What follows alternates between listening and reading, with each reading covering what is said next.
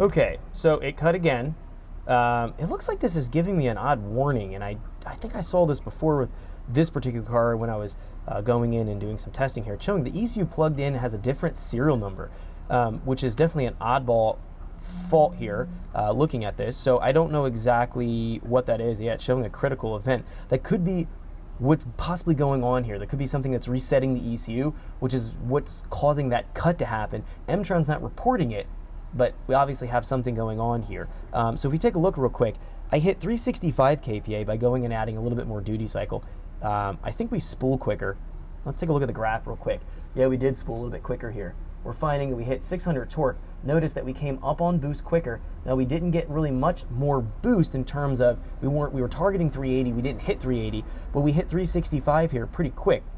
So we spooled quicker by adding in, now I don't know if we're gonna be able to see anything, yeah. When it does this weird serial number thing, it looks like everything is blanked out in the Emtron. The file's still there. I have to go shut the power off, power it cycle back on for it to being able to allow it to continue. I'm gonna have to do that. But what we'll find is by adding the duty cycle at the lower RPM, it allowed the turbo to spool up quicker and coming up onto boost quicker. And we're seeing that here in the actual log data. We're seeing that it is coming up on boost. We weren't hitting 360 kPa until roughly 8,500. And we can see here we are getting into that boost a little bit quicker. Now we're at 940 horsepower. We probably very easily could make 960, 980 horsepower if I continued that pull out, if we didn't have whatever the problem is where it's cutting off at here. If I just jump into limits again, I want to see if it's showing any kind of limiter being applied, and it isn't. And it looks like it's getting worse. So each pull, it's allowing me to rev, or it's hitting this kind of a limiter or a failsafe or whatever the heck it's doing.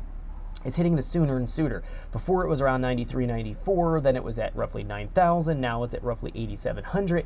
So looking at this, I am not sure what to make of it, but this serial number problem where it's giving this critical error, this is definitely not normal. It's showing serial number reported as 0. So there could be some kind of a power cycling function with the car that's a problem. What I'm gonna do right now, shut down the main power, put it back on the battery charger. This is a 16 volt battery and it has to get charged frequently. If we actually go in here, the battery voltage, we could actually pull that up during the pull. It is a possibility that the battery voltage is causing us some issues here. If I go to setup graphs and we go in here to add, and I type in here battery, we can see battery constant. Let's scale it to custom 0 to 20 volt. Let's put it in as a different color, click OK. Let's see where that is at. Now, the battery constant doesn't look like that is actually the channel we want to look at here. So let's go here and do an edit, and let's change that. So we type in here battery. We should find something that's going to be giving us, maybe we'll do voltage.